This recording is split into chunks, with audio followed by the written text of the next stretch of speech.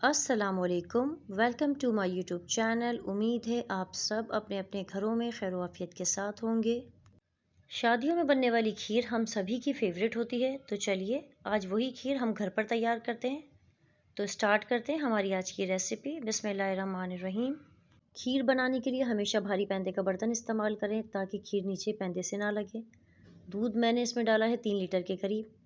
दूध को मैंने उबलने के लिए रख दिया है। जब तक दूध में उबाल आता है मैं चावल भिगो लूँगी। चावल मैंने लिए है 5 खाने के चम्मच। खीर के लिए चावल हमेशा सफ़ेद ही इस्तेमाल करें, सेला चावल कभी भी इस्तेमाल ना कीजिए।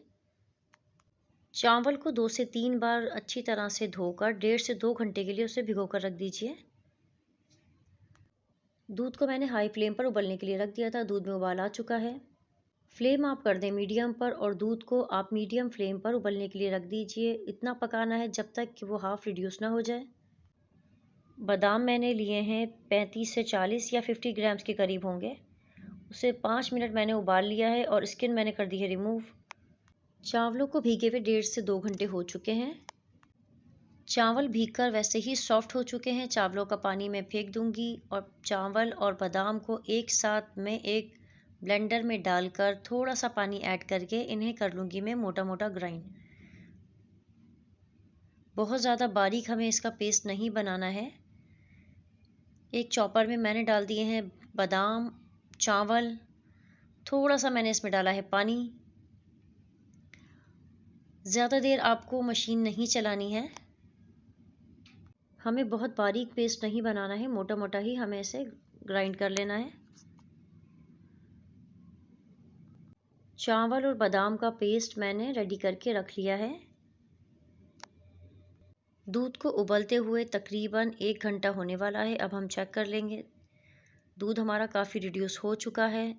चावल और बादाम का पेस्ट हम दूध में शामिल कर देंगे और इसे मुसलसल हमें चलाते रहना है, वरना ये नीचे पैंदे से लग जाएगा।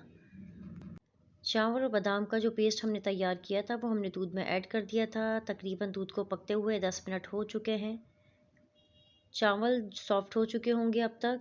अब इस स्टेज पे मैं इसमें शामिल कर रही हूँ शक्कर। शक्कर मैंने तकरीबन 2 कप के करीब ली है। आप अपने टेस्ट के अकॉर्डिंगली कम या ज़्यादा कर सकते हैं।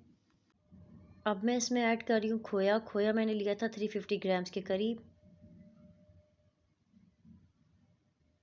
मैंने यहाँ फ्रेश खोया इस्तेमाल किया है। दूध वैसे ही गर्म है तो दूध में जाते ही खोया खुद ही मेल्ट होना स्टार्ट हो जाएगा। फिर भी आप अच्छी तरह से इसे चला लीजिए। 2 मिनट चलाने पर ही खोया दूध में अच्छी तरह से डिज़ोल्व होने लगा है।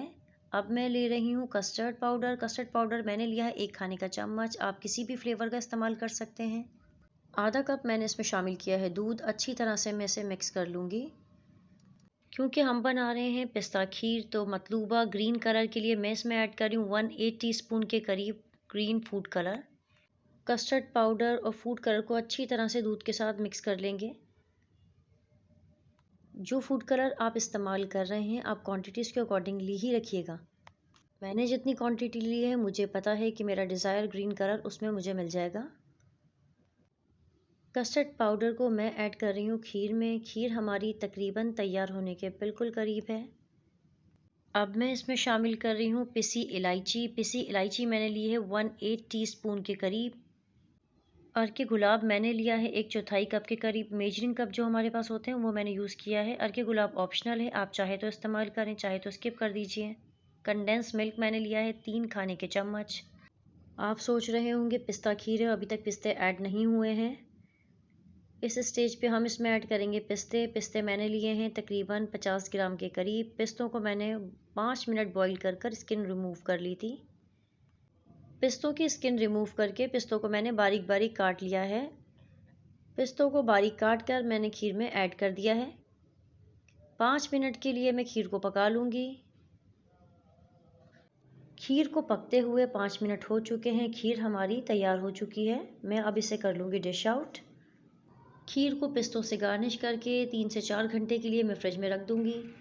ठंडी ठंडी आप इसे सर्व कीजिए।